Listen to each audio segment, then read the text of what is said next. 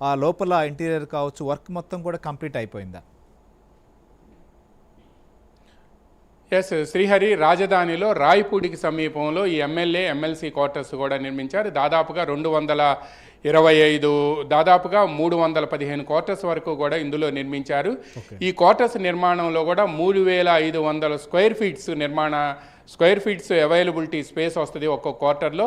అత్యాధునిక వస్తువులతో తర్వాత గ్రీనరీతో వీటన్నిటిని కూడా నిర్మించారు. దాని పక్కనే all India service officers IAS, IPS, IFS వీళ్ళకి సంబంధించిన క్వార్టర్స్ కూడా ఉన్నాయి. ఇవన్నీ కూడా అత్యాధునిక వస్తువులతో నిర్మించారు. ముఖ్యమంత్రి చంద్రబాబు నాయుడు రేపు ఉదయం స్టీల్ బ్రిడ్జులను అంటే సీడాక్సిస్ రోడ్డు నుంచి జాతీయ రహదారి కలిపేందుకు 2 స్టీల్ బ్రిడ్జులు ఉన్నాయి. ఒకటి గుంటూరు ఛానల్ మీద ఉంది, ఇంకొకటి రాజధాని అమరావతి నుంచి వచ్చిన సీడాక్సిస్ రోడ్డుని జాతీయ రహదారికి అనుసంధానం చేసే దగ్గర 2 స్టీల్ బ్రిడ్జులు ఉన్నాయి. ఈ 2 స్టీల్ బ్రిడ్జులని ప్రారంభోత్సవం చేసిన తర్వాత ముఖ్యమంత్రి చంద్రబాబు నాయుడు అక్కడ ప్రజలను ఉద్దేశించి, ముఖ్యంగా రాజధాని రైతులను ఉద్దేశించి మాట్లాడిన తర్వాత అక్కడి నుంచి నేరుగా సీడాక్సిస్ రోడ్లో రాయపూడిలో ఉన్న ఎమ్మెల్యే ఎమ్మెల్సీ క్వార్టర్స్ వరకు కూడా వెళ్తారు. అక్కడ ఎమ్మెల్యే ఎమ్మెల్సీ క్వార్టర్స్కి సంబంధించి ఇప్పటికే దాదాపుగా అన్నీ పూర్తయ్యాయి. మొత్తం 9 టవర్లలో ఈ ఎమ్మెల్యే ఎమ్మెల్సీ క్వార్టర్స్ ఉన్నాయి. ఈ ఎమ్మెల్యే ఎమ్మెల్సీ క్వార్టర్స్కి సంబంధించి ఒక్కొక్కటి 3500 చదరపు అడుగులు ఉంది. అందులోనే సర్వెన్స్ క్వార్టర్స్తో పాటు అన్ని రకాల వస్తువులు అంటే ఎమ్మెల్యేల కోసం పొద్దున్నే ఎవరైనా వచ్చే గ్రీవెన్స్ ఇచ్చే వాళ్ళని కలుసుకోవటం, వాళ్ళ నియోజకవర్గాల నుంచి వచ్చిన వాళ్ళని కలుసుకునేందుకు ప్రత్యేకమైన ఆఫీసు, డ్రాయింగ్ రూము, అదేవిధంగా 4 బెడ్రూములు, తర్వాత పోర్టికోలు, రాజధాని మొత్తం కనిపించే విధంగా పోర్టికోలు, ఇవన్నీ కూడా కృష్ణానది కనిపించే విధంగా కూడా వీటన్నిటినీ కూడా సుందరంగా తీర్చిదిద్దారు.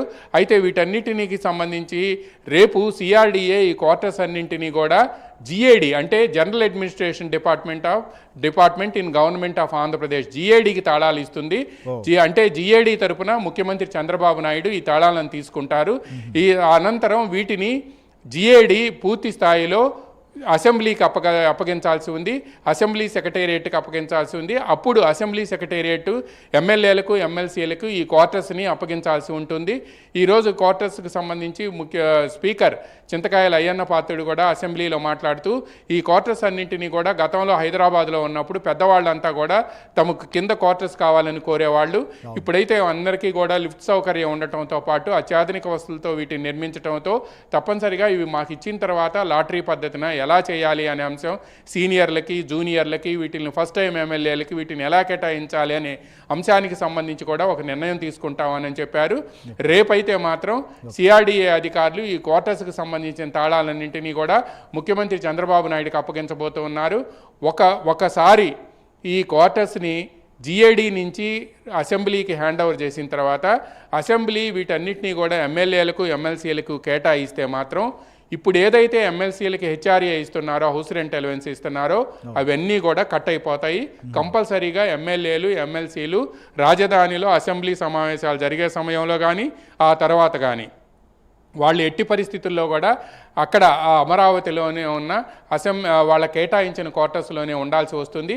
వాళ్ళకి అసెంబ్లీ సెషన్ జరిగే టైంతో పాటు విడిగా కూడా ఆ క్వార్టర్స్ వాళ్ళని ఉపయోగించుకునేందుకు వీలుంటుంది.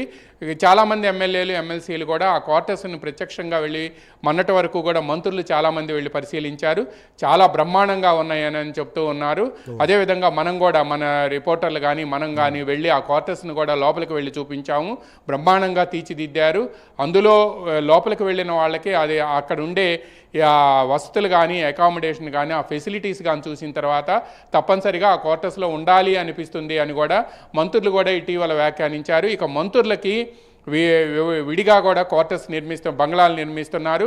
వాళ్ళతో పాటు హైకోర్టు జడ్జిలకి, అదేవిధంగా చీఫ్ సెక్రటరీకి, డీజీపీకి, తర్వాత వీళ్ళందరికీ కూడా ఇంకా క్వార్టర్స్ నిర్మిస్తున్నారు. అవి కూడా దాదాపుగా 2-3 నెలల్లో పూర్తయ్యే అవకాశం ఉంది. ఎల్నినో కారణంగా వర్షాభావ పరిస్థితులు ఉండటంతో అమరావతిలో నిర్మాణ పనులు అయితే మాత్రం చాలా వేగంగా జరుగుతున్నాయి. ఎప్పుడైనా వర్షం పడితే బ్లాక్ కాటన్ సాయిల్ కావడంతో నిన్నటి వరకు కూడా ఈ ఎమ్మెల్యే ఎమ్మెల్సీ క్వార్టర్స్ దగ్గర అక్కడక్కడ కూడా కొంత ఇబ్బంది ఏర్పడింది. గత 3 రోజుల నుంచి కూడా వర్షాలు లేకపోవడంతో ల్యాండ్స్కేపు ఇవన్నీ రెడీ చేయడంతో పాటు ఎమ్మెల్యేలు ఎమ్మెల్సీలకు సంబంధించిన క్యాంటీన్లు కానీ లేకపోతే ఇతర వస్తువులు కానీ అక్కడ వాళ్ళ పిల్లలు ఎవరైనా ఉంటే వాళ్ళకి సంబంధించిన ప్లే గ్రౌండ్స్ కానీ జిమ్ములు వీటన్నిటినీ కూడా సిద్ధం చేశారు. ఆ తర్వాతనే సిఆర్డిఏ కీస్ని ముఖ్యమంత్రి చంద్రబాబు నాయుడికి జీఏడీకి హ్యాండ్ ఓవర్ చేస్తుంది. ఆ తర్వాత అసెంబ్లీకి హ్యాండ్ ఓవర్ చేసేందుకు కొంత సమయం పడుతుంది అని కూడా చెబుతున్నారు. హ్యాండ్ ఓవర్ చేసిన తర్వాత ఈ నెల 17వ తేదీ నుంచి 20వ తేదీ వరకు 4 రోజుల పాటు అసెంబ్లీ సమావేశాలు ఉన్నాయి. అప్పుడు కేటాయిస్తారా లేక తర్వాత కేటాయిస్తారా అనేది కూడా వేచి మీరు చూడాలి. అన్నట్లుగా సరే ఓకే, మొత్తానికి అందుబాటులో వచ్చాయి కాబట్టి ఇక కేటాయింపులు అనేది అసెంబ్లీ సెక్రటరేట్ చూసుకుంటుంది.